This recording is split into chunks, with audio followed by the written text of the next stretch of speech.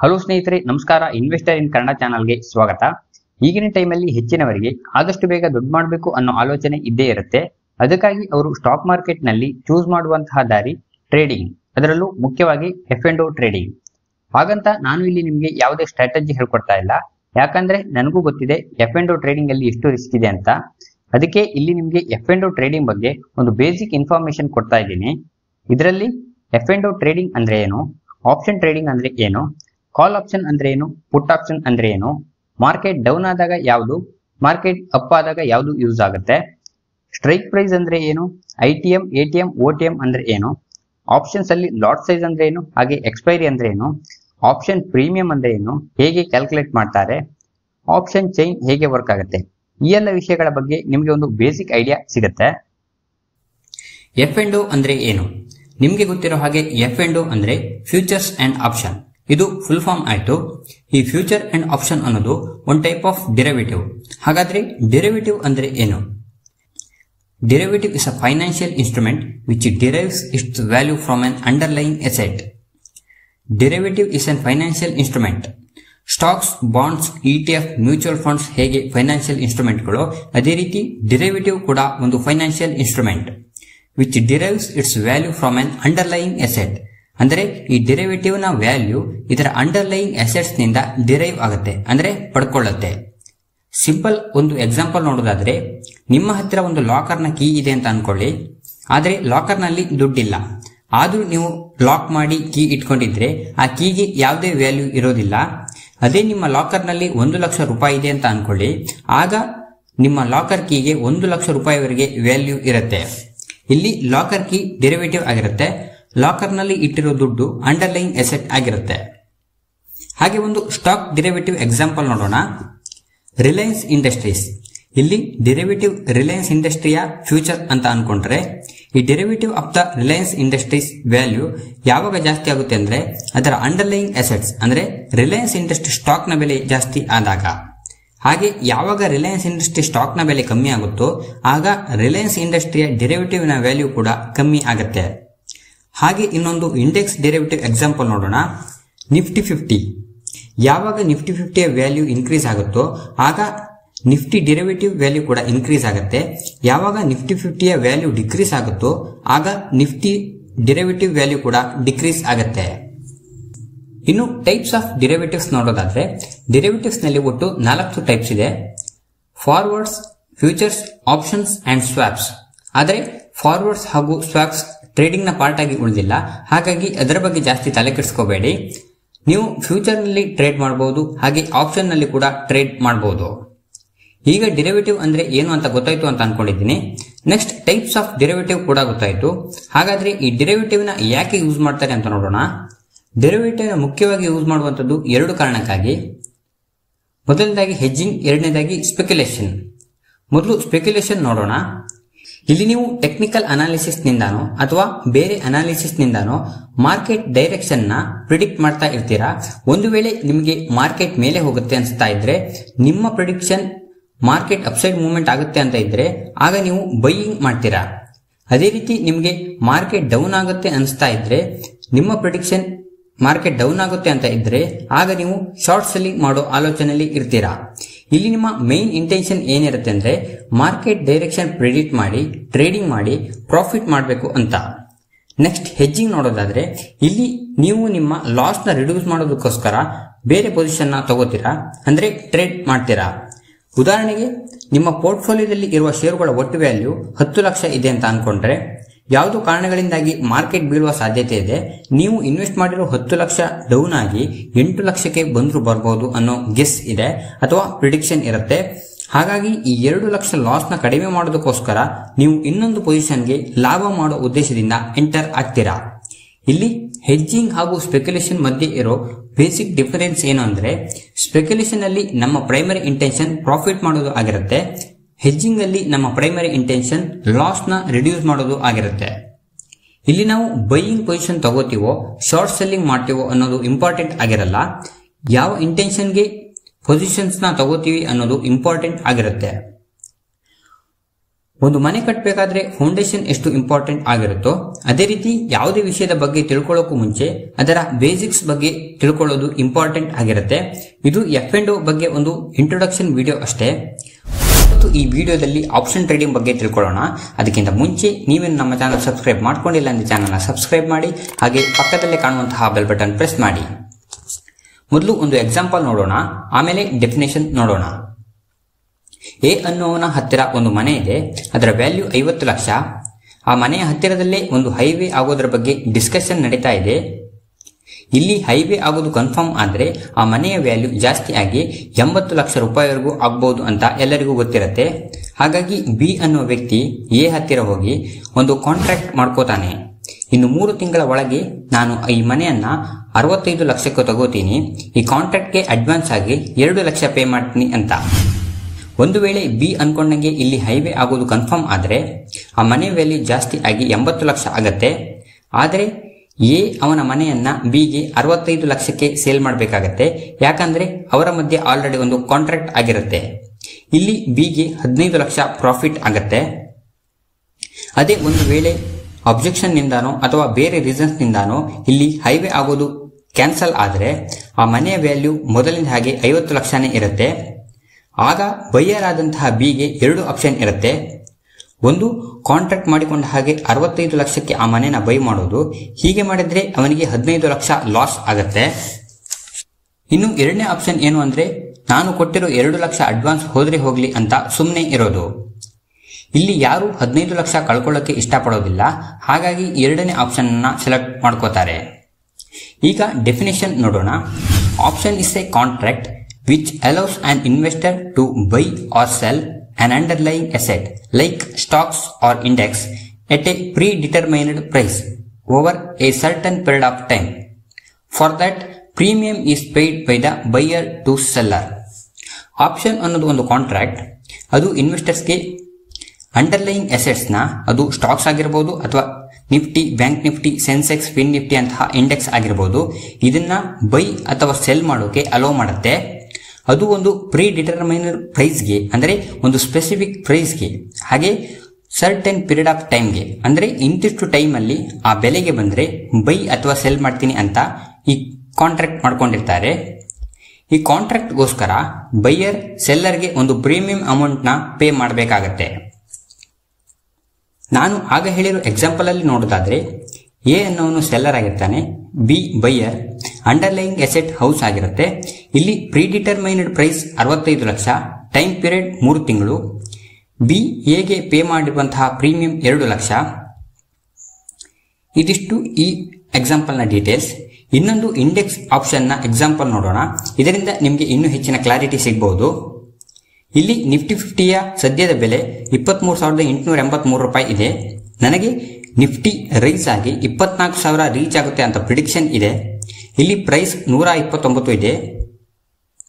ನಮಗೆ ಕೇವಲ ಒಂದು ಕ್ವಾಂಟಿಟಿ ಬೈ ಮಾಡೋಕ್ಕಾಗೋದಿಲ್ಲ.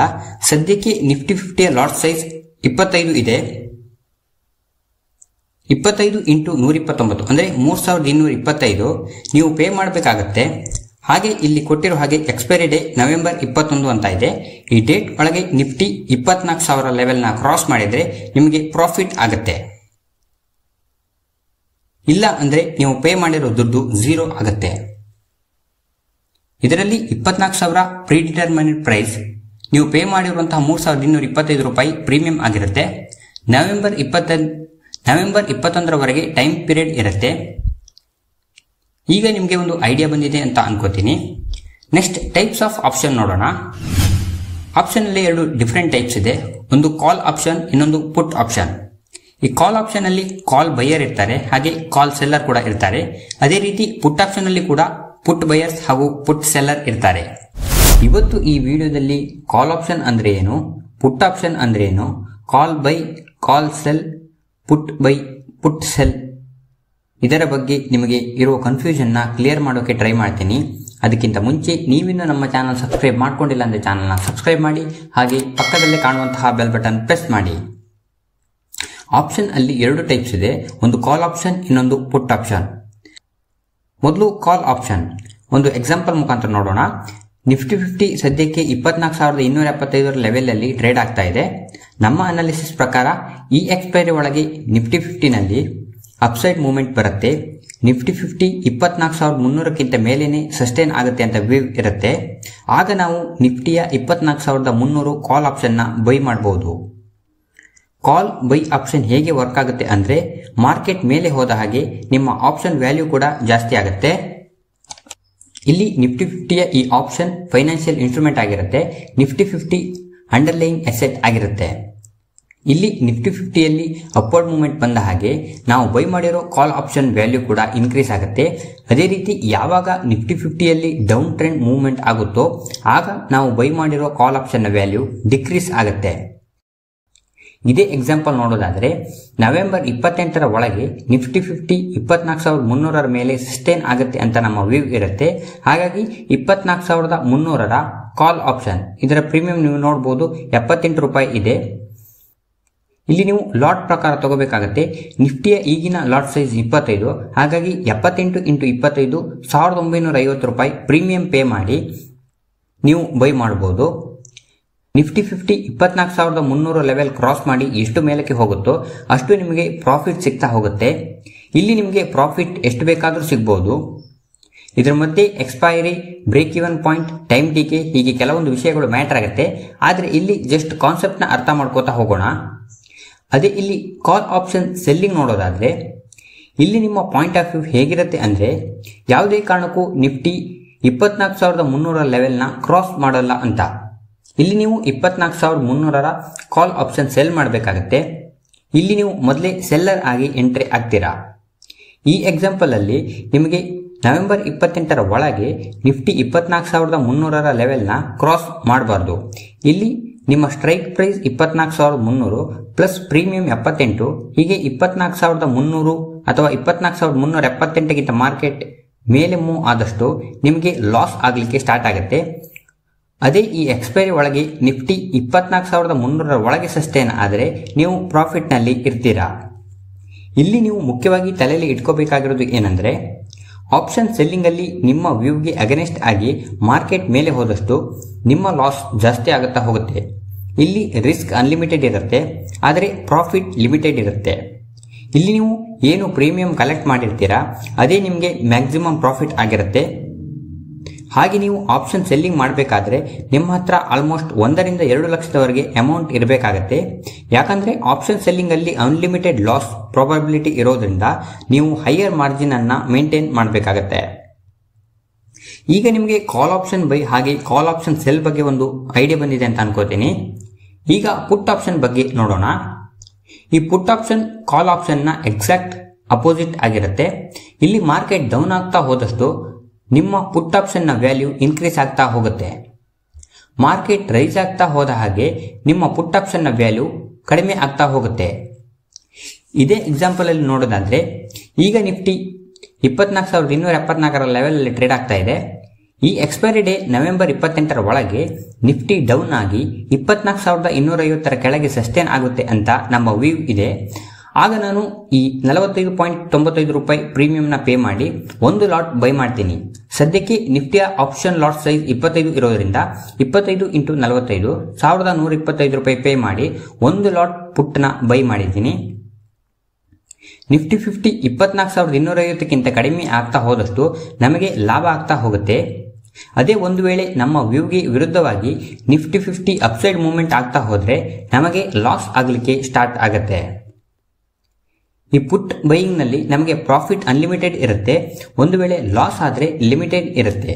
ಮ್ಯಾಕ್ಸಿಮಮ್ ಅಂದ್ರೆ ನಾವು ಪೇ ಮಾಡಿರೋ ಪ್ರೀಮಿಯಂನ ಕಳ್ಕೋತೀವಿ.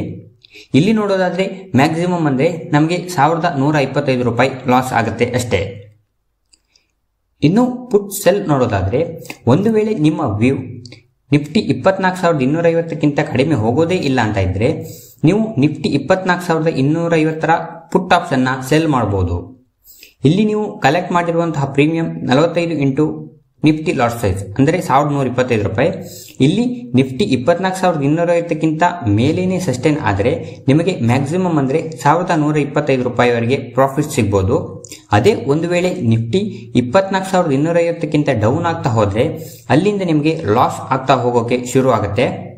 ನಿಫ್ಟಿ ಎಷ್ಟು ಬೇಕಾದರೂ ಡೌನ್ ಆಗ್ಬೋದು, ಅದೇ ರೀತಿ ನಿಮಗೆ ಎಷ್ಟು ಬೇಕಾದರೂ ಲಾಸ್ ಆಗ್ಬೋದು. ಇಲ್ಲಿ ಲಾಸ್ ಅನ್ಲಿಮಿಟೆಡ್ ಇರುತ್ತೆ. ಇಷ್ಟೆಲ್ಲ ಕೇಳಿ ಆದ್ಮೇಲೆ ನಿಮ್ಮ ತಲೆಯಲ್ಲಿ ಒಂದು ಡೌಟ್ ಬಂದೇ ಬರುತ್ತೆ. ಒಂದು ವೇಳೆ ಮಾರ್ಕೆಟ್ ಮೇಲೆ ಹೋಗುತ್ತೆ ಅಂತ ವ್ಯೂ ಇದ್ರೆ ಕಾಲ್ ಆಪ್ಷನ್ ಬೈ ಮಾಡಬಹುದು, ಯಾಕೆ ಪುಟ್ ಆಪ್ಷನ್ ನ ಸೆಲ್ ಮಾಡಬೇಕು ಅಂತ. ಅದೇ ರೀತಿ ಒಂದು ವೇಳೆ ಮಾರ್ಕೆಟ್ ಡೌನ್ ಆಗುತ್ತೆ ಅಂತ ವ್ಯೂ ಇದ್ರೆ ಪುಟ್ ಆಪ್ಷನ್ ನ ಬೈ ಮಾಡಬಹುದು, ಯಾಕೆ ಕಾಲ್ ಆಪ್ಷನ್ ನ ಸೆಲ್ ಮಾಡಬೇಕು ಅಂತ. ಹಾಗಾಗಿ ಯಾವುದು ಯಾಕೆ ಬೆಸ್ಟ್ ಅಂತ ಕೆಲವೊಂದು ಪಾಯಿಂಟ್ಸ್ ಗಳನ್ನ ನೋಡೋಣ. ಆಪ್ಷನ್ ಬೈಯಿಂಗ್ ಅದು ಕಾಲ್ ಆಗಿರಬಹುದು ಅಥವಾ ಪುಟ್ ಬೈ ಆಗಿರಬಹುದು. ಹಾಗೆ ಆಪ್ಷನ್ ಸೆಲ್ಲಿಂಗ್ ಕಾಲ್ ಸೆಲ್ ಆಗಿರಬಹುದು ಅಥವಾ ಪುಟ್ ಸೆಲ್ ಆಗಿರಬಹುದು. Profit and loss option buying ನಲ್ಲಿ ಅನ್ಲಿಮಿಟೆಡ್ ಪ್ರಾಫಿಟ್ ಇರುತ್ತೆ, ಲಿಮಿಟೆಡ್ ಲಾಸ್ ಇರುತ್ತೆ. ಆಪ್ಷನ್ ಸೆಲ್ಲಿಂಗ್ ನಲ್ಲಿ ಲಿಮಿಟೆಡ್ ಪ್ರಾಫಿಟ್ ಇರುತ್ತೆ, ಅನ್ಲಿಮಿಟೆಡ್ ಲಾಸ್ ಇರುತ್ತೆ. ಆದರೆ ಸ್ಟಾಪ್ ಲಾಸ್ ಯೂಸ್ ಮಾಡಿ ಈ ಅನ್ಲಿಮಿಟೆಡ್ ಲಾಸ್ ನ ರಿಡ್ಯೂಸ್ ಮಾಡ್ಕೋಬಹುದು. Next time decay. Option buying ಮಾಡಿದ್ರೆ ಎಕ್ಸ್ಪೈರಿ ಇರೋದ್ರಿಂದ ದಿನದಿಂದ ದಿನಕ್ಕೆ ನಿಮ್ಮ ಆಪ್ಷನ್ ವ್ಯಾಲ್ಯೂ ಟೈಮ್ ಡಿಕೆ ಕಾರಣದಿಂದ ಡೌನ್ ಆಗ್ತಾ ಬರುತ್ತೆ. ಆಪ್ಷನ್ ಸೆಲ್ಲಿಂಗ್ ನಲ್ಲಿ ಟೈಮ್ ಡಿಕೆನಿಂದ ಪ್ರಾಫಿಟ್ ನ ಪಾಸಿಬಿಲಿಟಿ ಜಾಸ್ತಿ ಆಗ್ತಾ ಹೋಗುತ್ತೆ. ಮಾರ್ಜಿನ್ ರಿಕ್ವೈರ್ಡ್ ಆಪ್ಷನ್ ಬೈಯಿಂಗ್ ಮಾಡೋದಿದ್ರೆ 2,000, 5,000, 10,000 ಹೀಗೆ ಕಡಿಮೆ ಹಣ ಇದ್ರೂ ಕೂಡ ಟ್ರೇಡ್ ಮಾಡಬಹುದು. ಆಪ್ಷನ್ ಸೆಲ್ಲಿಂಗ್ ನಲ್ಲಿ 80,000, 1 ಲಕ್ಷ, 1.5 ಲಕ್ಷ ಹೀಗೆ ದೊಡ್ಡ ಮಟ್ಟದ ಹಣ ಬೇಕಾಗುತ್ತೆ ಟ್ರೇಡ್ ಮಾಡೋದಕ್ಕೆ. Probability of profit option buying ನಲ್ಲಿ ಪ್ರಾಫಿಟ್ ನ ಪ್ರಾಬಬಿಲಿಟಿ ಕಮ್ಮಿ ಇರುತ್ತೆ, ಅದೇ ಆಪ್ಷನ್ ಸೆಲ್ಲಿಂಗ್ ನಲ್ಲಿ ಪ್ರಾಫಿಟ್ ನ ಪ್ರಾಬಬಿಲಿಟಿ ಜಾಸ್ತಿ ಇರುತ್ತೆ. Next consistent income generation. Option buying ಅಲ್ಲಿ ಒಂದಿನ ಪ್ರಾಫಿಟ್, ಒಂದಿನ ಲಾಸ್, ಒಂದು ದಿನ ದೊಡ್ಡ ಪ್ರಾಫಿಟ್, ಒಂದು ದಿನ ದೊಡ್ಡ ಲಾಸ್, ಓವರ್ ಟ್ರೇಡ್, ಈ ಎಲ್ಲ ಕಾರಣಗಳಿಂದಾಗಿ ಕನ್ಸಿಸ್ಟೆನ್ಸ್ ಆಗಿ ಇನ್ಕಮ್ ಜನರೇಟ್ ಮಾಡೋಕೆ ಸ್ವಲ್ಪ ಕಷ್ಟ ಆಗ್ಬೋದು. ಅದೇ ಆಪ್ಷನ್ ಸೆಲ್ಲಿಂಗ್ ನಲ್ಲಿ ಸರಿಯಾದ ಸ್ಟ್ರಾಟಜಿ ಯೂಸ್ ಮಾಡಿಕೊಂಡು ಕನ್ಸಿಸ್ಟೆಂಟ್ ಆಗಿ ಇನ್ಕಮ್ ಜನರೇಟ್ ಮಾಡೋಕೆ ತುಂಬಾ ಹೆಲ್ಪ್ಫುಲ್ ಆಗಿರುತ್ತೆ. ಮಾರ್ಕೆಟ್ ಮೂವ್ಮೆಂಟ್ ಆಪ್ಷನ್ ಬೈಯಿಂಗ್ ನಲ್ಲಿ ನಿಮ್ಮ ವ್ಯೂ ಅಪ್ಸೈಡ್ ಇದ್ರೆ ಮಾರ್ಕೆಟ್ ಮೇಲೆ ಹೋಗಲೇಬೇಕು, ನಿಮ್ಮ ವ್ಯೂ ಡೌನ್ ಸೈಡ್ ಇದ್ರೆ ಮಾರ್ಕೆಟ್ ಕೆಳಗೆ ಬರಲೇಬೇಕು, ಆಗ ಮಾತ್ರ ನಿಮಗೆ ಪ್ರಾಫಿಟ್ ಆಗೋದು. ಆಪ್ಷನ್ ಸೆಲ್ಲಿಂಗ್ ನಲ್ಲಿ ನಿಮ್ಮ ವ್ಯೂ ಕಡೆಗೆ ಮಾರ್ಕೆಟ್ ಹೋದ್ರೂ ಪರವಾಗಿಲ್ಲ ಅಥವಾ ಸೈಡ್ ವೇಸ್ ಮಾರ್ಕೆಟ್ ಇದ್ರೂ ಪರವಾಗಿಲ್ಲ, ನಿಮಗೆ ಪ್ರಾಫಿಟ್ ಸಿಗುತ್ತೆ. ವಿಡಿಯೋದಲ್ಲಿ ಐಟಿಎಂ, ಎಟಿಎಂ, ಓಟಿಎಂ ಅಂದ್ರೆ ಇನ್ the money, at the money ಹಾಗೆ ಔಟ್ ಆಫ್ ದ ಮನಿ ಅಂದ್ರೆ ಏನು ಅಂತ ಸಿಂಪಲ್ ಆಗಿ ನೋಡೋಣ. ಅದಕ್ಕಿಂತ ಮುಂಚೆ ನೀವಿನ್ನು ನಮ್ಮ ಚಾನಲ್ ಸಬ್ಸ್ಕ್ರೈಬ್ ಮಾಡ್ಕೊಂಡಿಲ್ಲ ಅಂದ್ರೆ ಚಾನಲ್ ನ ಸಬ್ಸ್ಕ್ರೈಬ್ ಮಾಡಿ, ಹಾಗೆ ಪಕ್ಕದಲ್ಲಿ ಕಾಣುವಂತಹ ಬೆಲ್ ಬಟನ್ ಪ್ರೆಸ್ ಮಾಡಿ. ಮೊದಲು ಒಂದು ಸಿಂಪಲ್ ಎಕ್ಸಾಂಪಲ್ ನೋಡೋಣ. ಸದ್ಯಕ್ಕೆ ಗೋಲ್ಡ್ ರೇಟ್ ಪ್ರತಿ ಗ್ರಾಮ್ಗೆ 7,800 ರೂಪಾಯಿ ರೇಂಜ್ ಅಲ್ಲಿ ನಡೀತಿದೆ ಅಂತ ಅನ್ಕೊಳ್ಳಿ. ಗೋಲ್ಡ್ ಪ್ರತಿ ಗ್ರಾಮ್ಗೆ 7,800 ರೂಪಾಯಿ ಬರೋದಕ್ಕಿಂತ ಮುಂಚೆ 7,600, 7,400, 7,200, 7,000, 6,800 ಹೀಗೆ ಕಡಿಮೆ ಪ್ರೈಸ್ ನಿಂದ ಜಾಸ್ತಿ ಆಗಿ ಇಲ್ಲಿಯವರೆಗೆ ಬಂದಿರತ್ತೆ. ಅದೇ ರೀತಿ ಈ 7,800ರಿಂದ ಮುಂದೆ 8,000, 8,200, 8,400, 8,600 ಹೀಗೆ ಇನ್ನಷ್ಟು ಬೆಲೆ ಜಾಸ್ತಿ ಆಗ್ತಾ ಹೋಗ್ಬೋದು. ಈ ಪ್ರೈಸ್ ಗಳನ್ನ ನಾವು ಸ್ಟ್ರೈಕ್ ಪ್ರೈಸ್ ಅಂತ ಕರಿತೀವಿ. ಒಂದು ವೇಳೆ ನಾವು ಗೋಲ್ಡ್ ನ ಬೆಲೆ ಮುಂದೆ ಜಾಸ್ತಿ ಆಗ್ಬೋದು ಅಂತ ಅನ್ಕೊಂಡು ಗೋಲ್ಡ್ ನ ಬೈ ಮಾಡೋದಿದ್ರೆ ಈಗ ಇರುವ ಬೆಲೆ 7,800 ಎಟಿಎಂ ಅಂದ್ರೆ ಎಟ್ ದ ಮನಿ ಆಗಿರುತ್ತೆ. ಅಂದ್ರೆ ಈಗ ಯಾವ ಬೆಲೆಯಲ್ಲಿ ಟ್ರೇಡ್ ಆಗ್ತಾ ಇದೆಯೋ ಅದನ್ನ ಎಟಿಎಂ ಅಂತ ಕರಿತೀವಿ. ಇನ್ನು ಈ 7,800 ರೂಪಾಯಿಗೆ ಬರೋದಕ್ಕಿಂತ ಮುಂಚೆ ಯಾವೆಲ್ಲ ಪ್ರೈಸ್ ನ ಇದು ಕ್ರಾಸ್ ಮಾಡ್ಕೊಂಡು ಬಂದಿದೆ, ಇಲ್ಲಿ 7,600, 7,400, 7,200, 7,000 ಹೀಗೆ ಈ ಎಲ್ಲ ಸ್ಟ್ರೈಕ್ ಪ್ರೈಸ್ ಗಳನ್ನ ಇನ್ ದ ಮನಿ ಅಂದ್ರೆ ಐಟಿಎಂ ಅಂತ ಕರಿತೀವಿ. ಇನ್ನು ಈಗಿರುವ ಬೆಲೆ 7,800ರಿಂದ ಜಾಸ್ತಿ ಆದರೆ ಮುಂದೆ ರೀಚ್ ಆಗಬಹುದಾದ 8,000, 8,200, 8,400, 8,600 ಹೀಗೆ ಈ ಪ್ರೈಸ್ ಗಳನ್ನ ಓಟಿಎಂ ಅಂದ್ರೆ ಔಟ್ ಆಫ್ ದ ಮನಿ ಅಂತ ಕರಿತೀವಿ. ಅದೇ ರೀತಿ ಗೋಲ್ಡ್ ಬೆಲೆ ಡೌನ್ ಆಗ್ತಾ ಬರ್ತಾ ಇದೆ, ಹಾಗೆ ಮುಂದೆ ಇನ್ನೂ ಡೌನ್ ಆಗುವ ಸಾಧ್ಯತೆ ಇದೆ ಅಂತ ಅನ್ಕೊಂಡ್ರೆ ಗೋಲ್ಡ್ ನ ಬೆಲೆ 8,800ರಿಂದ ಡೌನ್ ಆಗಿ 8,600, 8,400, 8,200, 8,000 ಹೀಗೆ ಈಗ 7,800ರಲ್ಲಿ ಇದೆ ಅಂತ ಅನ್ಕೊಳ್ಳೋಣ. ಈಗಿರುವ ಪ್ರೈಸ್ 7,800 ಎಟಿಎಂ ಅಂದ್ರೆ ಎಟ್ ದ ಮನಿ ಆಗಿರುತ್ತೆ. ಈ ಪ್ರೈಸ್ ಗೆ ಬರೋ ಮೊದಲು ಯಾವೆಲ್ಲ ಪ್ರೈಸ್ ನಿಂದ ಫಾಲ್ ಆಗಿದೆಯೋ ಇಲ್ಲಿ 8,600, 8,400, 8,200 ಹಾಗೆ 8,000 ಈ ಪ್ರೈಸಸ್ ಗಳನ್ನ ಇನ್ ದ ಮನಿ ಅಂತ ಕರಿತೀವಿ. ಹಾಗೆ ಇನ್ನೂ ಡೌನ್ ಆಗಿ ಮುಂದೆ ರೀಚ್ ಆಗಬಹುದಾದ 7,600, 7,400, 7,200, 7,000, 6,800 ಹೀಗೆ ಈ ತರದ ಪ್ರೈಸ್ ಗಳನ್ನ ಔಟ್ ಆಫ್ ದ ಮನಿ ಅಂತ ಕರಿತೀವಿ. ನೆಕ್ಸ್ಟ್ ನಿಫ್ಟಿ 50ಯ ಎಕ್ಸಾಂಪಲ್ ನೋಡೋಣ. ಇಲ್ಲಿ ನಾನು ನಿಫ್ಟಿಯ ಆಪ್ಷನ್ ಚೈನ್ ನ ಓಪನ್ ಮಾಡಿದ್ದೀನಿ. ನೀವು ಬೇಕಿದ್ರೆ ಗೂಗಲ್ ಅಲ್ಲಿ NSE ಆಪ್ಷನ್ ಚೈನ್ ಅಂತ ಟೈಪ್ ಮಾಡಿ. ಇಲ್ಲಿ bank Nifty, Nifty, fin Nifty ಹೀಗೆ ಯಾವುದು ಬೇಕೋ ಆ ಇಂಡೆಕ್ಸ್ ನ ಸೆಲೆಕ್ಟ್ ಮಾಡ್ಕೋಬಹುದು. ಈ NSE ಆಪ್ಷನ್ ಚೈನ್ ನಲ್ಲಿ ನಿಮಗೆ ಸ್ಟ್ರೈಕ್ ಪ್ರೈಸ್ ಜೊತೆಗೆ ಬಿಡ್ quantity, ask quantity, change, LTP, volume ಹೀಗೆ ತುಂಬಾ ಆಪ್ಷನ್ಸ್ ಗಳಿರುತ್ತೆ. ಹಾಗಾಗಿ ನಿಮ್ಗೆ ಕನ್ಫ್ಯೂಸ್ ಆಗಬಹುದು. ಅದಕ್ಕೆ ನಾನು ಗ್ರೋ ಆಪ್ ನಲ್ಲಿ ನಿಫ್ಟಿಯ ಸಿಂಪಲ್ ಆಪ್ಷನ್ ಚೈನ್ ನ ಓಪನ್ ಮಾಡ್ಕೊಂಡಿದ್ದೀನಿ. ಇಲ್ಲಿ ಮಿಡ್ಲ್ ಅಲ್ಲಿ ಕಾಣಿಸ್ತಾ ಇರೋ ಈ ಪ್ರೈಸಸ್ ಗಳನ್ನ ಸ್ಟ್ರೈಕ್ ಪ್ರೈಸ್ ಅಂತ ಕರಿತೀವಿ. ಇಲ್ಲಿ ನಾನು ಫೋಟೋ ತೋರಿಸಿ ನಿಮ್ಗೆ ಎಕ್ಸ್ಪ್ಲೈನ್ ಮಾಡ್ತಾ ಇದ್ದೀನಿ. ಹಾಗಾಗಿ ವ್ಯಾಲ್ಯೂಸ್ ಎಲ್ಲ ಸ್ಟೇಬಲ್ ಆಗಿ ಇದೆ. ಅದೇ ನೀವು ಲೈವ್ ಮಾರ್ಕೆಟ್ ಅಲ್ಲಿ ಆಪ್ಷನ್ ಚೈನ್ ಓಪನ್ ಮಾಡಿದ್ರೆ ಈ ಸ್ಪಾಟ್ ಪ್ರೈಸ್ ಹಾಗೆ ಕಾಲ್ ಆಪ್ಷನ್ ಹಾಗೂ ಪುಟ್ ಆಪ್ಷನ್ ನ ವ್ಯಾಲ್ಯೂಗಳು ಪ್ರತಿ ಸೆಕೆಂಡ್ಸ್ ಗೆ ಚೇಂಜ್ ಆಗ್ತಾ ಇರುತ್ತೆ. ಇಲ್ಲಿ ನಿಫ್ಟಿ ಕರೆಂಟ್ಲಿ 24,368 ನಿಯರ್ ಅಲ್ಲಿ ಟ್ರೇಡ್ ಆಗ್ತಾ ಇದೆ. ಅದು ಸ್ಪಾಟ್ ಪ್ರೈಸ್ ಆಗಿರುತ್ತೆ. ಇದರ ಮೇಲೆ ಹಾಗೂ ಕೆಳಗಡೆ ಇರೋ ಪ್ರೈಸಸ್ ಗಳನ್ನ ಸ್ಟ್ರೈಕ್ ಪ್ರೈಸ್ ಅಂತ ಕರಿತೀವಿ. ಆಪ್ಷನ್ ಚೈನ್ ನ ರೈಟ್ ಸೈಡ್ ಅಲ್ಲಿ ಪುಟ್ ಆಪ್ಷನ್ಸ್ ಇರುತ್ತೆ, ಲೆಫ್ಟ್ ಸೈಡ್ ಅಲ್ಲಿ ಕಾಲ್ ಆಪ್ಷನ್ಸ್ ಇರುತ್ತೆ. ಮೊದಲು ಕಾಲ್ ಆಪ್ಷನ್ ನೋಡೋಣ. ನಿಮ್ಗೆ ಗೊತ್ತಿರೋ ಹಾಗೆ ಕಾಲ್ ಆಪ್ಷನ್ ಅಲ್ಲಿ ನಮ್ಮ ವ್ಯೂ ಮಾರ್ಕೆಟ್ ಮೇಲೆ ಮೂವ್ ಆಗುತ್ತೆ ಅಂತ ಇರುತ್ತೆ. ಇಲ್ಲಿ ನಿಫ್ಟಿ 24,368 ರೇಂಜ್ ಅಲ್ಲಿ ಟ್ರೇಡ್ ಆಗ್ತಾ ಇದೆ. ಇದಕ್ಕೆ ಹತ್ತಿರ ಇರುವ ಸ್ಟ್ರೈಕ್ ಪ್ರೈಸ್ ಅಂದ್ರೆ 24,350. ಇದು ATM ಅಂದ್ರೆ ಎಟ್ ದ ಮನಿ ಆಗಿರುತ್ತೆ. ಹಾಗೆ ಇಲ್ಲಿ ಮೇಲೆ ಕಾಣಿಸ್ತಾ ಇರೋ 24,150, 24,200, 24,250, 24,300 ಹೀಗೆ ಈ ಎಲ್ಲಾ ಪ್ರೈಸಸ್ ನ ಕ್ರಾಸ್ ಮಾಡಿ ಈಗ ಇಲ್ಲಿಗೆ ಬಂದಿದೆ. ಈಗಾಗಲೇ ಕ್ರಾಸ್ ಮಾಡಿಕೊಂಡು ಬಂದಿರುವ ಈ ಎಲ್ಲಾ ಸ್ಟ್ರೈಕ್ ಪ್ರೈಸ್ ಗಳನ್ನ ಇನ್ ದ ಮನಿ ಅಂತ ಕರಿತೀವಿ. ಹಾಗೆ ಇದೇ ರೀತಿ ಮಾರ್ಕೆಟ್ ಮೇಲೆ ಹೋದ್ರೆ ಮುಂದೆ ರೀಚ್ ಆಗಬಹುದಾದ 24,400, 24,450, 24,500, 24,550, 24,600 ಹೀಗೆ ಇನ್ನೂ ರೀಚ್ ಆಗದೇ ಇರುವ ಸ್ಟ್ರೈಕ್ ಪ್ರೈಸ್ ಗಳನ್ನ ಔಟ್ ಆಫ್ ದ ಮನಿ ಅಂತ ಕರಿತೀವಿ.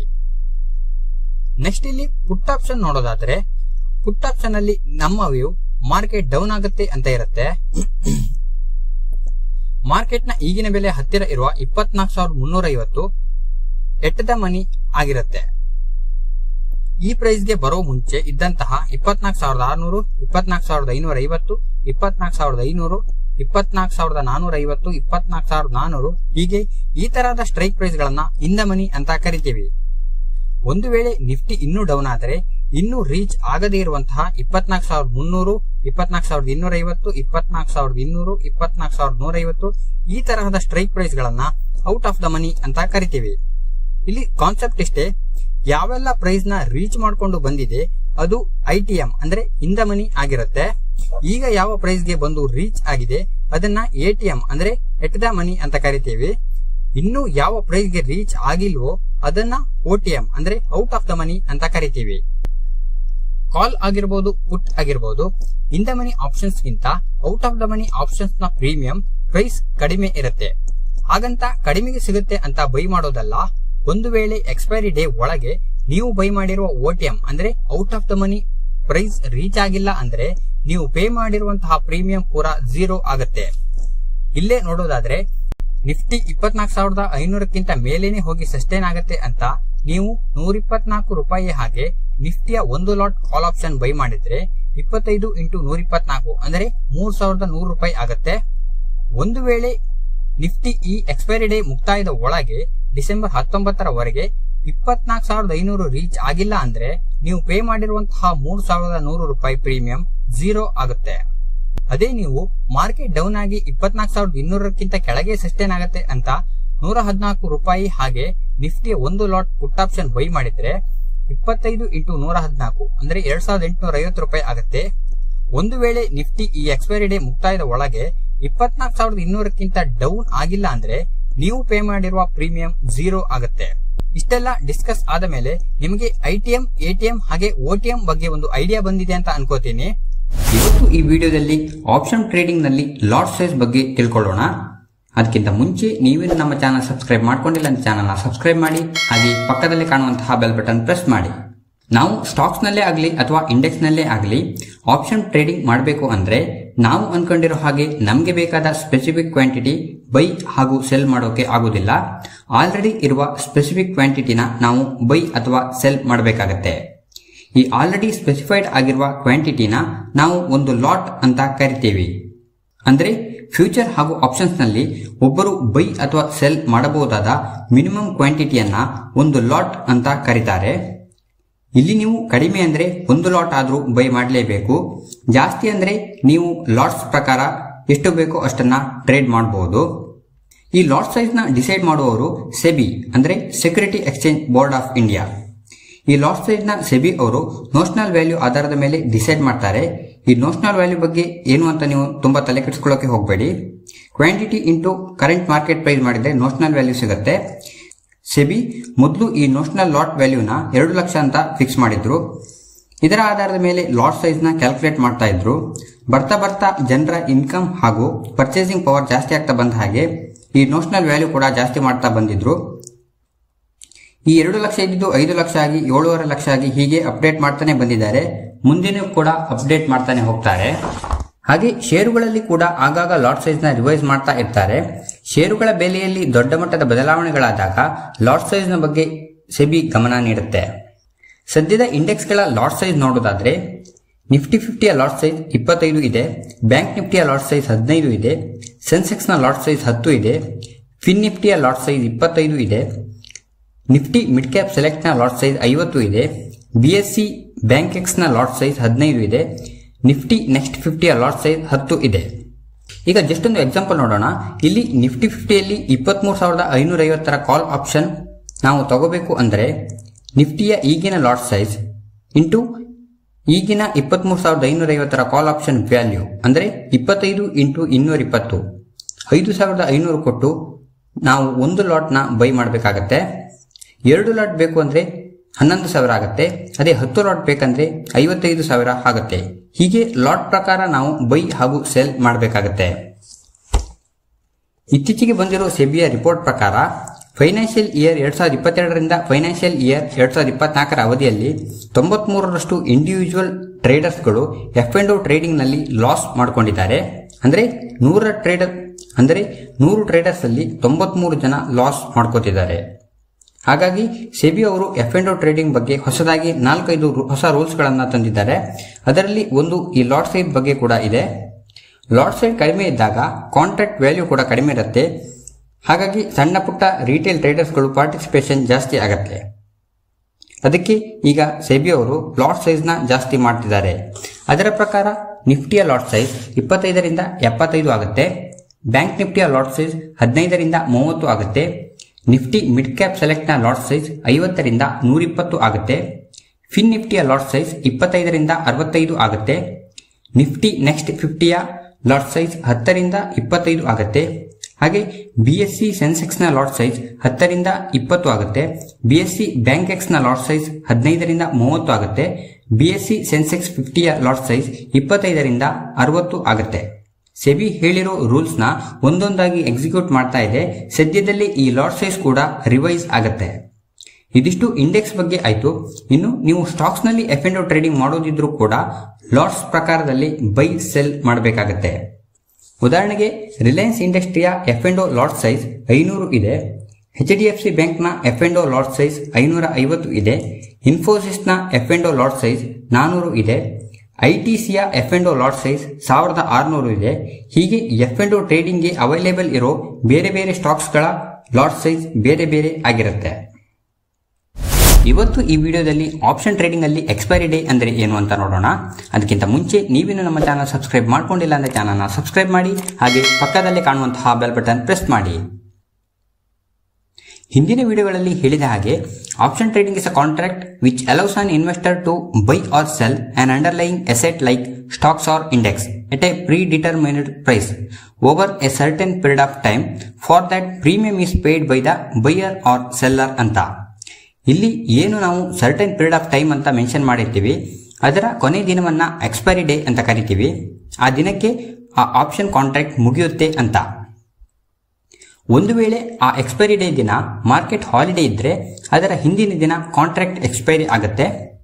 ಹಾಗೆ ನೀವು ಲಾಭದಲ್ಲೇ ಇರಿ ಅಥವಾ ನಷ್ಟದಲ್ಲೇ ಇರಿ, ಎಕ್ಸ್ಪೈರಿ ಡೇ ದಿನ ನಿಮ್ಮ ಟ್ರೇಡ್ ನ ಕ್ಲೋಸ್ ಮಾಡಲೇಬೇಕಾಗುತ್ತೆ. ನಿಫ್ಟಿ 50ಯ ಒಂದು ಎಕ್ಸಾಂಪಲ್ ನೋಡೋಣ. ಇಲ್ಲಿ ನಿಫ್ಟಿ 50ಯ ಆಪ್ಷನ್ ಚೈನ್ ಓಪನ್ ಮಾಡ್ಕೊಂಡಿದ್ದೀನಿ. ಇಲ್ಲಿ ರೈಟ್ ಸೈಡ್ ಅಲ್ಲಿ ಪುಟ್ ಆಪ್ಷನ್ ನ ಪ್ರೈಸಸ್ ನ ತೋರಿಸ್ತಾ ಇದೆ, ಲೆಫ್ಟ್ ಸೈಡ್ ಅಲ್ಲಿ ಕಾಲ್ ಆಪ್ಷನ್ ನ ಪ್ರೈಸಸ್ ನ ತೋರಿಸ್ತಾ ಇದೆ. ಇಲ್ಲಿ ಮೇಲ್ಗಡೆ ಜನವರಿ ಅಂತ ಇದೆ. ನಿಫ್ಟಿ ಆಪ್ಷನ್ ಸದ್ಯ ವೀಕ್ಲಿ ಎಕ್ಸ್ಪೈರಿಯಲ್ಲಿ ಇದೆ. ಹಾಗಾಗಿ ಈ ವಾರದ ನಿಫ್ಟಿ 50ಯ ಆಪ್ಷನ್ ಕಾಂಟ್ರಾಕ್ಟ್ ಜನವರಿ 9ಕ್ಕೆ ಎಕ್ಸ್ಪೈರಿ ಆಗುತ್ತೆ. ಇಲ್ಲಿ ಇದರ ಮೇಲೆ ಕ್ಲಿಕ್ ಮಾಡಿದರೆ ಮುಂದಿನ ವೀಕ್ಲಿ ಎಕ್ಸ್ಪೈರಿ ಡೇಟ್ಸ್ಗಳನ್ನು ಇಲ್ಲಿ ಕೊಟ್ಟಿರ್ತಾರೆ. ಇಲ್ಲಿ ನೀವು ಯಾವುದೇ ಕಾಲ್ ಅಥವಾ ಪುಟ್ ಆಪ್ಷನ್ ಬೈ ಅಥವಾ ಸೆಲ್ ಮಾಡೋದಿದ್ರೆ ಈ ಎಕ್ಸ್ಪೈರಿ ಡೇಗಳನ್ನು ಸೆಲೆಕ್ಟ್ ಮಾಡ್ಕೋಬಹುದು, ಅಥವಾ ಮುಂದಿನ ವಾರ ಅಥವಾ ಅದರ ಮುಂದಿನ ವಾರ, ಹೀಗೆ ಮುಂದಿನ ಎಕ್ಸ್ಪೈರಿನ ಕೂಡ ಬೇಕಾದರೆ ಸೆಲೆಕ್ಟ್ ಮಾಡ್ಕೋಬಹುದು. ಇಲ್ಲಿ ಜನವರಿ 9ರ ಎಕ್ಸ್ಪೈರಿಗೆ 24,100ರ ಕಾಲ್ ಆಪ್ಷನ್ ಬೆಲೆ $112 ಇದೆ. ಜನವರಿ 16ರ ಎಕ್ಸ್ಪೈರಿಗೆ $205 ಇದೆ. ಜನವರಿ 23ರ ಎಕ್ಸ್ಪೈರಿಗೆ $279 ಇದೆ. ಹೀಗೆ ಎಕ್ಸ್ಪೈರಿ ದೂರ ಇದ್ದಷ್ಟು ಪ್ರೀಮಿಯಂನ ಬೆಲೆ ಜಾಸ್ತಿ ಇರುತ್ತೆ. ಇಲ್ಲಿ ಜನವರಿ 9ನೇ ತಾರೀಕಿನವರೆಗೆ ನಿಫ್ಟಿ 50 ಇದೇ ಲೆವೆಲಲ್ಲಿ ಟ್ರೇಡ್ ಆಗಿ ಎಕ್ಸ್ಪೈರಿ ಡೇ ದಿನ 24,000 ಲೆವೆಲಲ್ಲಿ ಕ್ಲೋಸ್ ಆದರೆ ಕಾಲ್ ಆಪ್ಷನ್ನಲ್ಲಿ OTM ಅಂದರೆ ಔಟ್ ಆಫ್ ದ ಮನಿ ಆದಂತಹ 24,050, 24,100, 24,150, 24,200, 24,250 ಹೀಗೆ ಇನ್ನೂ ಮುಂದೆ ಬರುವ ಕಾಲ್ ಆಪ್ಷನ್ನ ಪ್ರೈಸಸ್ಗಳು 0 ಆಗುತ್ತವೆ. ಹಾಗೆ ಪುಟ್ ಆಪ್ಷನ್ನಲ್ಲಿ ಔಟ್ ಆಫ್ ದ ಮನಿ ಆದಂತಹ 24,000, 23,950, 23,900, 23,850 ಹೀಗೆ ಇದಕ್ಕಿಂತ ಕಡಿಮೆ ಇರುವ ಪುಟ್ ಆಪ್ಷನ್ಸ್ನ ಪ್ರೈಸಸ್ಗಳು ಕೂಡ 0 ಆಗುತ್ತವೆ. ನಾನು ಈಗ ಮಾರ್ಕೆಟ್ ಮೇಲೆ ಹೋಗುತ್ತೆ ಅಂತ 24,100ರ ಕಾಲ್ ಆಪ್ಷನ್ ಬೈ ಮಾಡೋದಿದ್ರೆ 24,100ರ ಕಾಲ್ ಆಪ್ಷನ್ ವ್ಯಾಲ್ಯೂ 112 ಇದೆ. ಹಾಗೆ ನಿಫ್ಟಿಯ ಈಗಿನ ಲಾಟ್ ಸೈಜ್ 75 ಆಗಿದೆ. 112 × 75 ಅಂದರೆ $8,400 ಆಗುತ್ತೆ. ಒಂದು ವೇಳೆ ಜನವರಿ 9ರ ಒಳಗೆ ನಾನು ಅನ್ಕೊಂಡ ಹಾಗೆ ಮಾರ್ಕೆಟ್ ಮೇಲೆ ಹೋಗಿ ನಿಫ್ಟಿ 24,100 ಲೆವೆಲ್ ರೀಚ್ ಆಗಿ ಅದಕ್ಕಿಂತ ಮೇಲೆ ಸಸ್ಟೈನ್ ಆಗಿಲ್ಲ ಅಂದರೆ ನಾನು ಪೇ ಮಾಡಿರುವಂತಹ ಈ $8,400 0 ಆಗುತ್ತೆ. ಆಪ್ಷನ್ ಟ್ರೇಡಿಂಗ್ ಅಲ್ಲಿ ನೀವು ಅನ್ಕೊಂಡಿರೋ ಬೆಲೆ ಎಕ್ಸ್ಪೈರಿ ಡೇ ಒಳಗೆ ರೀಚ್ ಆಗಿ ಅದಕ್ಕಿಂತ ಜಾಸ್ತಿ ಆದರೆ ಮಾತ್ರ ನಿಮಗೆ ಲಾಭ ಆಗೋದು, ಇಲ್ಲ ಅಂದ್ರೆ ನಿಮಗೆ ಲಾಸ್ ಆಗುತ್ತೆ. ಮೊದಲೆಲ್ಲ ಪ್ರತಿ ಗುರುವಾರ ನಿಫ್ಟಿ 50ಯ ಎಕ್ಸ್ಪೈರಿ ಇರ್ತಾ ಇತ್ತು. ವಾರದಲ್ಲಿ ಒಂದೆರಡು ಇಂಡೆಕ್ಸ್ನ ಎಕ್ಸ್ಪೈರಿ ಇತ್ತು. ಅದಾದ ಮೇಲೆ fin Nifty, Sensex, bank X, mid cap Nifty ಹೀಗೆ ಈ ಎಲ್ಲ ಇಂಡೆಕ್ಸ್ಗಳು ವೀಕ್ಲಿ ಎಕ್ಸ್ಪೈರಿ ಕಾನ್ಸೆಪ್ಟ್ ಅಲ್ಲಿ ಬಂದವು. ಆಗ ಆಲ್ಮೋಸ್ಟ್ ವಾರದಲ್ಲಿ 4 ರಿಂದ 5 ಎಕ್ಸ್ಪೈರಿ ಡೇಗಳು ಟ್ರೇಡ್ ಮಾಡಲಿಕ್ಕೆ ಸಿಗ್ತಾ ಇದ್ವು. ಎಕ್ಸ್ಪೈರಿ ದಿನ ಪ್ರೀಮಿಯಂನ ವ್ಯಾಲ್ಯೂ ತುಂಬಾ ಕಡಿಮೆ ಇರೋದ್ರಿಂದ ಹೆಚ್ಚಿನ ಟ್ರೇಡರ್ಗಳು ಎಕ್ಸ್ಪೈರಿ ದಿನ ಟ್ರೇಡಿಂಗ್ ಮಾಡೋದನ್ನ ಜಾಸ್ತಿ ಮಾಡಿಕೊಂಡ್ರು.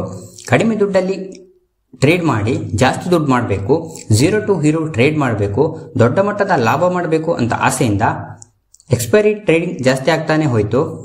ಎಕ್ಸ್ಪೈರಿ ಟ್ರೇಡಿಂಗ್ ನಲ್ಲಿ ಕಡಿಮೆ ದುಡ್ಡಲ್ಲಿ ಕಡಿಮೆ ಟೈಮಲ್ಲಿ ಒಳ್ಳೆಯ ಲಾಭ ಹೇಗೆ ಸಿಗುತ್ತೋ ಅದೇ ರೀತಿ ಕೆಲವೇ ನಿಮಿಷಗಳಲ್ಲಿ ನೀವು ಹಾಕಿರೋ ದುಡ್ಡು 0 ಕೂಡ ಆಗುತ್ತೆ. ಹೀಗೆ ಆಪ್ಷನ್ ಟ್ರೇಡಿಂಗ್ ನಲ್ಲಿ ಬೇರೆ ಬೇರೆ ಕಾರಣಗಳಿಂದ ರಿಟೇಲ್ ಇನ್ವೆಸ್ಟರ್ಸ್ಗಳು ದುಡ್ಡು ಕಳ್ಕೊತಾ ಇರೋದ್ರಿಂದ ಸೆಬಿ F&O ಟ್ರೇಡಿಂಗ್ ಮೇಲೆ 5-6 ಹೊಸ ರೂಲ್ಸ್ ಗಳನ್ನು ತಂದಿತ್ತು. ಅದರಲ್ಲಿ ಒಂದು ಈ ಎಕ್ಸ್ಪೈರಿ ಬಗ್ಗೆ ಕೂಡ ಬಂದಿತ್ತು. ಅದರ ಪ್ರಕಾರ NSE ಹಾಗೂ BSEಗಳಲ್ಲಿ ಕೇವಲ ಒಂದು ಇಂಡೆಕ್ಸ್ ಮಾತ್ರ ವೀಕ್ಲಿ ಎಕ್ಸ್ಪೈರಿ ಇಟ್ಕೊಳ್ಳೋದಕ್ಕೆ ಅವಕಾಶವನ್ನು ಕೊಟ್ಟಿತ್ತು. ಅದರ ಪ್ರಕಾರ ಈಗ ನಿಫ್ಟಿ ಹಾಗೂ ಸೆನ್ಸೆಕ್ಸ್ ವೀಕ್ಲಿ ಎಕ್ಸ್ಪೈರಿಯನ್ನು ಹೊಂದಿದೆ.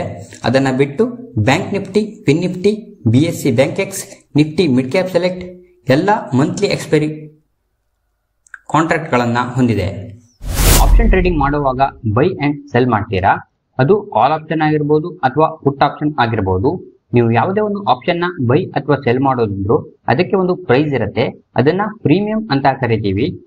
ಹಾಗಿದ್ರೆ ಆ ಪ್ರೀಮಿಯಂ ನ ಹೇಗೆ ಕ್ಯಾಲ್ಕುಲೇಟ್ ಮಾಡೋದು ಅಂತ ನೋಡೋಣ. ಈ ಆಪ್ಷನ್ ಪ್ರೀಮಿಯಂ ಡಿಸೈಡ್ ಆಗೋದು ಈ 2 ವ್ಯಾಲ್ಯೂಸ್ ನಿಂದ. ಒಂದು ಇಂಟ್ರೆನ್ಸಿಕ್ ವ್ಯಾಲ್ಯೂ, ಇನ್ನೊಂದು ಟೈಮ್ ವ್ಯಾಲ್ಯೂ. ಇದನ್ನ ಎಕ್ಸ್ಟ್ರೆನ್ಸಿಕ್ ವ್ಯಾಲ್ಯೂ ಅಂತ ಕೂಡ ಕರೀತಾರೆ. ಇವೆರಡನ್ನ ಪ್ಲಸ್ ಮಾಡಿದ್ರೆ ನಮಗೆ ಪ್ರೀಮಿಯಂ ಗೊತ್ತಾಗುತ್ತೆ. ಈ ಕಾನ್ಸೆಪ್ಟ್ ನ ನಿಮಗೆ ಡೈರೆಕ್ಟ್ ಆಗಿ ಆಪ್ಷನ್ ಚೈನ್ ನ ತೋರಿಸೇನೆ ಎಕ್ಸ್ಪ್ಲೈನ್ ಮಾಡ್ತೀನಿ. ಯಾಕಂದ್ರೆ ಬೇರೆ ಯಾವುದೋ ಸಿಂಪಲ್ ಎಕ್ಸಾಂಪಲ್ ನಿಮ್ಗೆ ಹೇಳಿದ್ರೆ ಕನ್ಫ್ಯೂಸ್ ಆದ್ರೂ ಆಗ್ಬಹುದು. ಇದು ಅರ್ಥ ಆಗ್ಬೇಕಂದ್ರೆ ಮೊದಲು ನಿಮ್ಗೆ ಕಾಲ್ ಅಂದ್ರೇನು, ಪುಟ್ ಅಂದ್ರೇನು, ITM, ATM, OTM ಅಂದ್ರೆ ಏನು, ಎಕ್ಸ್ಪೈರಿ ಅಂದ್ರೆ ಏನು ಅಂತ ನಿಮ್ಗೆ ಗೊತ್ತಿರಬೇಕು. ಒಂದು ವೇಳೆ ನಿಮ್ಗೆ ಗೊತ್ತಿಲ್ಲ ಅಂದ್ರೆ ಡಿಸ್ಕ್ರಿಪ್ಷನ್ ನಲ್ಲಿ ವಿಡಿಯೋದ ಲಿಂಕ್ ಇರುತ್ತೆ. ಮೊದಲು ಆ ವಿಡಿಯೋನ ನೋಡಿ, ಆಮೇಲೆ ಈ ವಿಡಿಯೋ ನೋಡಿ. ಇಲ್ಲಿ ನಾನು ನಿಫ್ಟಿ 50ಯ ಆಪ್ಷನ್ ಚೈನ್ ನ ಓಪನ್ ಮಾಡ್ಕೊಂಡಿದ್ದೀನಿ. ನಿಮ್ಗೆ ಗೊತ್ತಿರೋ ಹಾಗೆ ಆಪ್ಷನ್ ಚಾರ್ಟ್ ನ ರೈಟ್ ಸೈಡ್ ಅಲ್ಲಿ ಪುಟ್ ಆಪ್ಷನ್ಸ್ ಇರುತ್ತೆ, ಲೆಫ್ಟ್ ಸೈಡ್ ಅಲ್ಲಿ ಕಾಲ್ ಆಪ್ಷನ್ಸ್ ಇರುತ್ತೆ. ಮೊದಲು ಕಾಲ್ ಆಪ್ಷನ್ ಅಲ್ಲಿ ಪ್ರೀಮಿಯಂ ಹೇಗೆ ಕ್ಯಾಲ್ಕುಲೇಟ್ ಆಗುತ್ತೆ ಅಂತ ನೋಡೋಣ. ಕಾಲ್ ಆಪ್ಷನ್ ಅಂದ್ರೆ ನಮ್ಮ ವ್ಯೂ ಮಾರ್ಕೆಟ್ ಮೇಲೆ ಹೋಗುತ್ತೆ ಅಂತ ಇರುತ್ತೆ. ಇಲ್ಲಿ ನಿಫ್ಟಿ ಸದ್ಯಕ್ಕೆ 22,575 ಲೆವೆಲ್ ಅಲ್ಲಿ ಟ್ರೇಡ್ ಆಗ್ತಾ ಇದೆ. ಇದು ಸ್ಪಾಟ್ ಪ್ರೈಸ್ ಆಗಿರುತ್ತೆ. ಇದರ ಮೇಲೆ ಹಾಗೂ ಕೆಳಗಡೆ ಇರುವ ಪ್ರೈಸಸ್ ಗಳನ್ನ ಸ್ಟ್ರೈಕ್ ಪ್ರೈಸ್ ಅಂತ ಕರೀತಾರೆ. Next premium is equal to intrinsic value plus time value. Call option ಅಲ್ಲಿ ಇಂಟ್ರೆನ್ಸಿಕ್ ವ್ಯಾಲ್ಯೂ ಅಂದ್ರೆ spot price minus strike price ಅಂತ. ಇಲ್ಲಿ ನಿಫ್ಟಿ 22,550 ಕಾಲ್ ಆಪ್ಷನ್ ನೋಡೋದಿದ್ರೆ ಇದು ATM ಆಗಿರುತ್ತೆ. ಸ್ಪಾಟ್ ಪ್ರೈಸ್ 22,575, ಸ್ಟ್ರೈಕ್ ಪ್ರೈಸ್ 22,550 ಅಂದ್ರೆ ಇಂಟ್ರೆನ್ಸಿಕ್ ವ್ಯಾಲ್ಯೂ 25 ಆಗುತ್ತೆ. ಆದರೆ ನಾವು ಪೇ ಮಾಡ್ತಿರೋ ಪ್ರೀಮಿಯಂ 161 ರೂಪಾಯಿ. ಈ 161 ಮೈನಸ್ 25 ರೂಪಾಯಿ ಇಂಟ್ರೆನ್ಸಿಕ್ ವ್ಯಾಲ್ಯೂ ಲೆಸ್ ಮಾಡಿದ್ರೆ ನಮಗೆ 136 ರೂಪಾಯಿ ವ್ಯಾಲ್ಯೂ ಸಿಗುತ್ತೆ. ಇದೇ ಟೈಮ್ ವ್ಯಾಲ್ಯೂ ಆಗಿರುತ್ತೆ. ಇಲ್ಲಿ ನೀವು ಈ 136 ರೂಪಾಯಿ ಎಕ್ಸ್ಟ್ರಾ ಕೊಡ್ತಾ ಇರೋದು ಕೇವಲ ಟೈಮ್ಗೋಸ್ಕರ ಅಷ್ಟೇ. ಈ ಕಾಂಟ್ರಾಕ್ಟ್ ಎಕ್ಸ್ಪೈರಿಗೆ ಇನ್ನು 3 ದಿನ ಇದೆ ಅಂತ ಅನ್ಕೊಂಡ್ರೆ ನಾವು ಆ 3 ದಿನ ಪಡ್ಕೊಳ್ಳೋಕೋಸ್ಕರ ಈ 136 ರೂಪಾಯಿ ಎಕ್ಸ್ಟ್ರಾ ಪೇ ಮಾಡ್ತಿದೀವಿ. ದಿನದಿಂದ ದಿನಕ್ಕೆ ಈ ಟೈಮ್ ವ್ಯಾಲ್ಯೂ ಕಡಿಮೆ ಆಗ್ತಾ ಬರುತ್ತೆ. ಈ ಕಾಂಟ್ರಾಕ್ಟ್ ಎಕ್ಸ್ಪೈರಿ ಆದಾಗ ಟೈಮ್ ವ್ಯಾಲ್ಯೂ 0 ಆಗುತ್ತೆ. ಅಂದ್ರೆ ಒಂದು ವೇಳೆ ನಿಫ್ಟಿಯಲ್ಲಿ ಸೈಡ್ ವೇಸ್ ಮೂವ್ಮೆಂಟ್ ಬಂದು ಇದೇ 22,575ಕ್ಕೆ ನಿಫ್ಟಿ ಎಕ್ಸ್ಪೈರ್ ಆದ್ರೆ ನೀವು 161 ರೂಪಾಯಿ ಕೊಟ್ಟು ಬೈ ಮಾಡಿದ್ರು ಕೂಡ ನಿಮ್ಮ ಹತ್ರ ಉಳಿಯೋದು ಕೇವಲ 25 ರೂಪಾಯಿ ಮಾತ್ರ. ಉಳಿದಿರೋ 136 ರೂಪಾಯಿ ಲಾಸ್ ಆಗುತ್ತೆ. ಇಲ್ಲಿ ನೀವು ಕೊಡ್ತಾ ಇರೋ 136 ರೂಪಾಯಿ ದಿನದಿಂದ ದಿನಕ್ಕೆ ಥೀಟಾ ಡಿಕೆ ಆಗಿ 0 ಆಗುತ್ತೆ. ಇನ್ನು ಇದರ ಹಿಂದಿನ ಸ್ಟ್ರೈಕ್ ಪ್ರೈಸ್ 22,500 ನೋಡಿದ್ರೆ ಇದು ಇನ್ ದ ಮನಿ ಆಪ್ಷನ್ ಆಗಿರುತ್ತೆ. 22,575 ಮೈನಸ್ 22,500 ಅಂದ್ರೆ 75 ರೂಪಾಯಿ ಇಂಟ್ರೆನ್ಸಿಕ್ ವ್ಯಾಲ್ಯೂ ಆಗುತ್ತೆ. ಆದ್ರೆ ನಾವು ಪೇ ಮಾಡ್ತಾ ಇರೋದು 194 ರೂಪಾಯಿ. 194 ಮೈನಸ್ 75 ಅಂದ್ರೆ 119 ರೂಪಾಯಿ ಟೈಮ್ ವ್ಯಾಲ್ಯೂ ಆಗಿರುತ್ತೆ. ಅದೇ ರೀತಿ ನಿಫ್ಟಿ 22,450 ಕಾಲ್ ಆಪ್ಷನ್ ನೋಡಿದ್ರೆ intrinsic value 125 plus time value 104, premium 229 ಆಗುತ್ತೆ.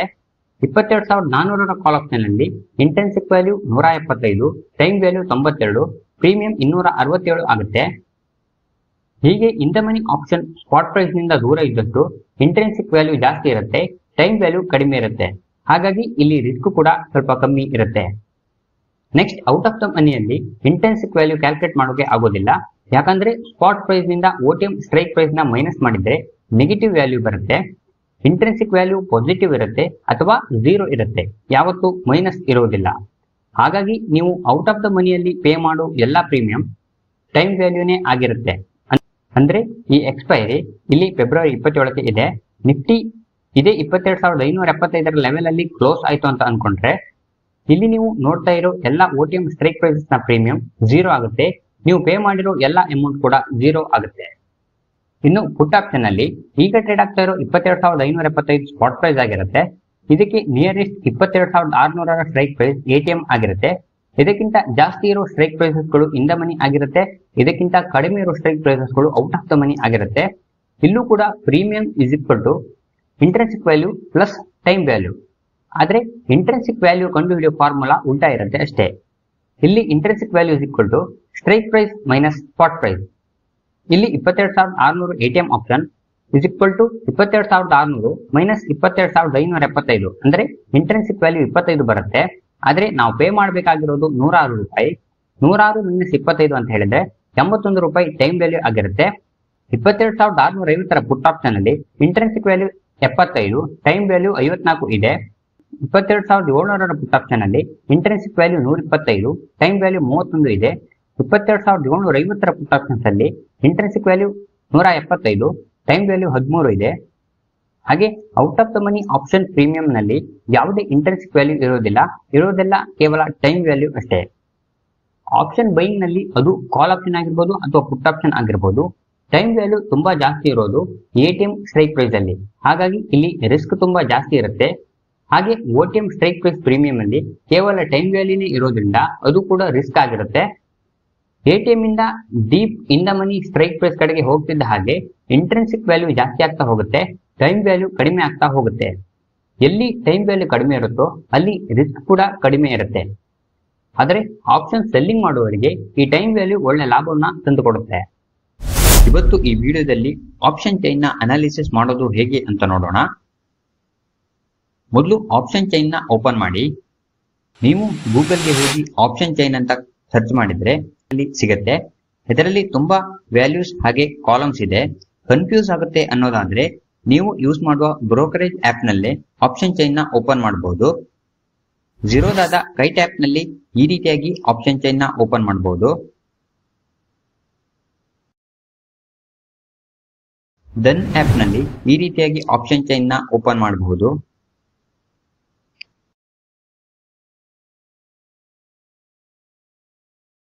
ಹಾಗೆ ಗ್ರೋ ಆಪ್ ನಲ್ಲಿ ಈ ರೀತಿಯಾದ ಆಪ್ಷನ್ ಚೈನ್ ನ ಓಪನ್ ಮಾಡಬಹುದು. ನಾನು ಇಲ್ಲಿ ಗ್ರೋ ಆಪ್ ಅನ್ನ ಓಪನ್ ಮಾಡ್ಕೊಂಡಿದ್ದೀನಿ. ನಿಮಗೆ ಯಾವ ಸ್ಟಾಕ್ಸ್ ಅಥವಾ ಇಂಡೆಕ್ಸ್ ನ ಆಪ್ಷನ್ ಚೈನ್ ಬೇಕೋ ಅದನ್ನ ಓಪನ್ ಮಾಡ್ಕೋಬಹುದು. ಟಾಪ್ ಅಲ್ಲಿ ಇಂಡೆಕ್ಸ್ ನ ನೇಮ್ ಇದೆ, ಹಾಗೆ ಪಕ್ಕದಲ್ಲಿ ಎಕ್ಸ್ಪೈರಿ ಡೇಟ್ ಇದೆ.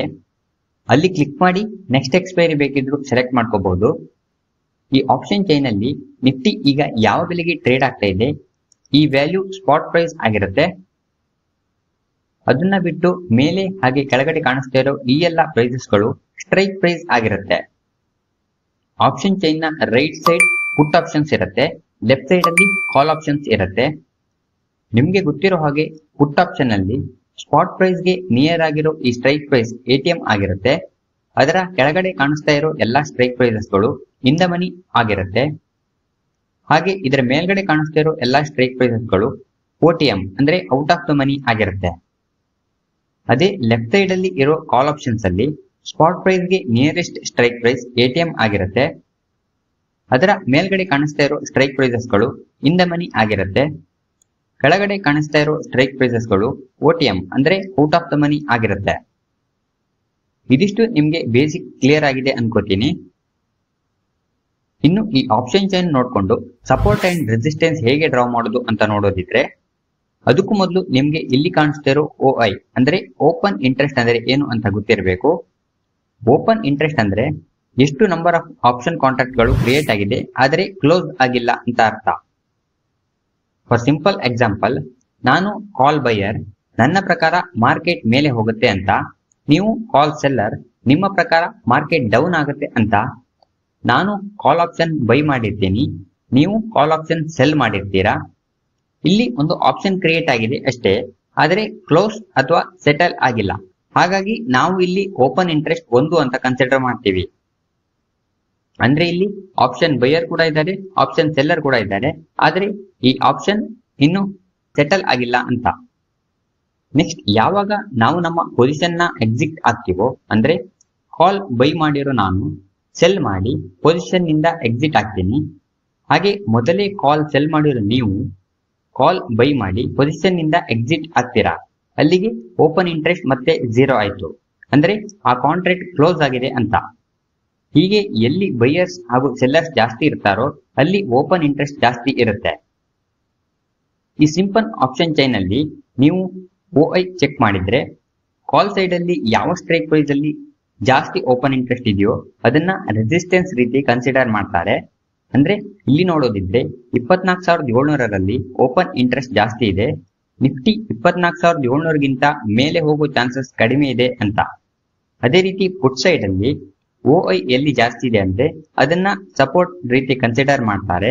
ಇಲ್ಲಿ 24,600ರಲ್ಲಿ ಓಪನ್ ಇಂಟ್ರೆಸ್ಟ್ ಜಾಸ್ತಿ ಇದೆ, 600ಕ್ಕಿಂತ ಕೆಳಗೆ ಬೀಳೋ ಸಾಧ್ಯತೆ ಕಡಿಮೆ ಇದೆ ಅಂತ.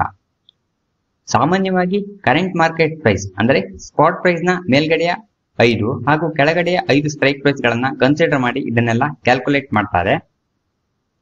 ಇನ್ನು ನೀವು NSE ವೆಬ್ಸೈಟ್ ಅಲ್ಲಿ ಡೀಟೇಲ್ಡ್ ಆಪ್ಷನ್ ಚೈನ್ ನೋಡ್ತೀರಾ ಅನ್ನೋದಾದ್ರೆ, ಈ ಓಪನ್ ಇಂಟ್ರೆಸ್ಟ್ ಕಾಲಮ್ ಪಕ್ಕದಲ್ಲಿ ಚೇಂಜ್ ಇನ್ ಓಪನ್ ಇಂಟ್ರೆಸ್ಟ್ ಅನ್ನೋ ಆಪ್ಷನ್ ಇದೆ. ಎಟ್ ಪ್ರೆಸೆಂಟ್ ಯಾವ ಸ್ಟ್ರೈಕ್ ಪ್ರೈಸ್ ನಲ್ಲಿ ಹೆಚ್ಚು ಓಪನ್ ಇಂಟ್ರೆಸ್ಟ್ ಚೇಂಜಸ್ ಆಗ್ತಾ ಇದೆ ಅಂತ ನಿಮ್ಗೆ ಇಲ್ಲಿ ಗೊತ್ತಾಗುತ್ತೆ. ಕೆಲವೊಂದು ಇಂಟ್ರಾಡೇ ಟ್ರೇಡರ್ಸ್ ಗಳು ಈ ಚೇಂಜ್ ಇನ್ OI ಆಧಾರದ ಮೇಲೆ ಸಪೋರ್ಟ್ ಅಂಡ್ ರೆಸಿಸ್ಟೆನ್ಸ್ ಕೂಡ ಡ್ರಾ ಮಾಡ್ಕೋತಾರೆ. ಇನ್ನು ಇದನ್ನ ಹೀಗೆ ಲಾಸ್ಟ್ ವರೆಗೂ ಸ್ಕ್ರೋಲ್ ಮಾಡಿದ್ರೆ ಕಾಲ್ಸ್ ಹಾಗೂ ಪುಟ್ ಸೈಡ್ ನ ಟೋಟಲ್ ಓಪನ್ ಇಂಟ್ರೆಸ್ಟ್ ಅಂದ್ರೆ ಟೋಟಲ್ OI ಇಲ್ಲಿ ಸಿಗುತ್ತೆ. ಇದನ್ನ ಯೂಸ್ ಮಾಡಿಕೊಂಡು ಒಂದು ರೇಷಿಯೋನ ಫೈಂಡ್ ಔಟ್ ಮಾಡ್ತಾರೆ. ಅದೇ PCR ಅಂದ್ರೆ put call ratio. Total puts OI divided by total calls OI ಮಾಡಿದ್ರೆ ನಮಗೆ ಪುಟ್ ಕಾಲ್ ರೇಷಿಯೋ ಸಿಗುತ್ತೆ. ಇಲ್ಲಿ total put ratio 17 divided by total call ratio 24 ಅಂದ್ರೆ PCR 0.70 ಆಗಿರುತ್ತೆ. ಒಂದು ವೇಳೆ PCR ರೇಂಜ್ 1 ಅಥವಾ 1.1ಕ್ಕಿಂತ ಜಾಸ್ತಿ ಇದ್ರೆ ಮಾರ್ಕೆಟ್ ಬುಲ್ಲಿಶ್ ಇರುತ್ತೆ. PCR 0.9 ನಿಂದ 1.1 ಈ ರೇಂಜ್ ಅಲ್ಲಿ ಇದ್ರೆ ಮಾರ್ಕೆಟ್ ಸೈಡ್ ವೇಸ್ ಇರುತ್ತೆ. PCR 0.9ಗಿಂತ ಕಡಿಮೆ ಇದ್ರೆ ಮಾರ್ಕೆಟ್ ಬೇರಿಶ್ ಇರುತ್ತೆ. ಅದೇ PCR 1.3ಗಿಂತ ಜಾಸ್ತಿ ಇದ್ರೆ ಅದನ್ನ ಸ್ಟ್ರಾಂಗ್ ಬುಲ್ಲಿಶ್ ಅಂತ ಕನ್ಸಿಡರ್ ಮಾಡಲಾಗುತ್ತೆ. ಅದೇ PCR 0.8 ಗಿಂತ ಕಡಿಮೆ ಇದ್ರೆ ಸ್ಟ್ರಾಂಗ್ ಬೇರಿಶ್ ಅಂತ ಕನ್ಸಿಡರ್ ಮಾಡ್ತಾರೆ. ಇನ್ನು ಇದರ ನೆಕ್ಸ್ಟ್ ಲೆವೆಲ್ PCR 1.5 ಅಥವಾ 1.6 ಗಿಂತ ಜಾಸ್ತಿ ಮೇಲೆ ಹೋದ್ರೆ ಟ್ರೆಂಡ್ ರಿವರ್ಸಲ್ ಆಗೋ ಚಾನ್ಸಸ್ ಜಾಸ್ತಿ ಇರುತ್ತೆ ಅಂತ. ಹಾಗೆ PCR 0.7 ಗಿಂತ ಕೆಳಗಡೆ ಬಂದ್ರೆ ಟ್ರೆಂಡ್ ರಿವರ್ಸಲ್ ಆಗೋ ಚಾನ್ಸಸ್ ಜಾಸ್ತಿ ಇರುತ್ತೆ ಅಂತ. ಇನ್ನು ಈ PCR ನ ಬೇರೆ ಬೇರೆ ರೀತಿಯಾಗಿ ಕೂಡ ಫೈಂಡ್ ಔಟ್ ಮಾಡ್ತಾರೆ. ಆಪ್ಷನ್ ಚೈನ್ ನಲ್ಲಿ ಇರೋ ವಾಲ್ಯೂಮ್ ನ ಕನ್ಸಿಡರ್ ಮಾಡಿ ಕೂಡ PCR ಕ್ಯಾಲ್ಕುಲೇಟ್ ಮಾಡ್ತಾರೆ. ಹಾಗೆ ಮಾರ್ಕೆಟ್ ಇವಾಗ ಎಲ್ಲಿ ನಡೀತಿದೆ ಅದರ ಆಧಾರದ ಮೇಲೆ ATM ಸ್ಟ್ರೈಕ್ ಪ್ರೈಸ್ ನ ಕನ್ಸಿಡರ್ ಮಾಡಿ ಕಾಲ್ ಸೈಡ್ ನಲ್ಲಿ 4 ರಿಂದ 5 OTM ಓಪನ್ ಇಂಟ್ರೆಸ್ಟ್ ಹಾಗೆ ಪುಟ್ ಸೈಡ್ ಅಲ್ಲಿ 4 ರಿಂದ 5 OTM ನ ಓಪನ್ ಇಂಟ್ರೆಸ್ಟ್ ಕನ್ಸಿಡರ್ ಮಾಡಿ ಕೂಡ ಪುಟ್ ಕಾಲ್ ರೇಷಿಯೋನ ಕ್ಯಾಲ್ಕುಲೇಟ್ ಮಾಡ್ತಾರೆ. ಅದೇ ರೀತಿ ಅವತ್ತಿನ ದಿನಕ್ಕೆ ಏನೆಲ್ಲ ಚೇಂಜಸ್ ಆಗಿದೆ ಅಂತ ಕನ್ಸಿಡರ್ ಮಾಡಿ ಕ್ಯಾಲ್ಕುಲೇಟ್ ಮಾಡೋದಿದ್ರೆ ಕಾಲ್ ಅಂಡ್ ಪುಟ್ ಸೈಡ್ ಅಲ್ಲಿ ATM ಸ್ಟ್ರೈಕ್ ಪ್ರೈಸ್ ನ ಮೇಲೆ 5 ಹಾಗೆ ಕೆಳಗಡೆ 5 ಸ್ಟ್ರೈಕ್ ಪ್ರೈಸ್ ನ ಚೇಂಜ್ ಇನ್ OI ನ ಕನ್ಸಿಡರ್ ಮಾಡಿ ಕೂಡ ಪುಟ್ ಕಾಲ್ ರೇಷಿಯೋನ ಕ್ಯಾಲ್ಕುಲೇಟ್ ಮಾಡ್ತಾರೆ. ಈ PCR ಬಗ್ಗೆ ಡೀಟೇಲ್ ವಿಡಿಯೋ ಬೇಕಿದ್ರೆ ಕಮೆಂಟ್ ಸೆಕ್ಷನ್ ಅಲ್ಲಿ ಕಮೆಂಟ್ ಮಾಡಿ, ಮುಂದಿನ ವಿಡಿಯೋದಲ್ಲಿ ತಿಳಿಸಿಕೊಡೋಕೆ ಟ್ರೈ ಮಾಡ್ತೀನಿ. ನಿಮಗೆ ಆಪ್ಷನ್ ಚೈನ್ ಬಗ್ಗೆ ಒಂದು ಐಡಿಯಾ ಬಂದಿದೆ ಅಂತ ಅನ್ಕೋತೀನಿ. ನಿಮಗೆ ಈ ವಿಡಿಯೋ ಇಷ್ಟ ಆಗಿದ್ರೆ ವಿಡಿಯೋನ ಲೈಕ್ ಮಾಡಿ ಹಾಗೆ ನಿಮ್ಮ ಫ್ರೆಂಡ್ಸ್ ಜೊತೆ ಶೇರ್ ಮಾಡಿ. Thanks for watching.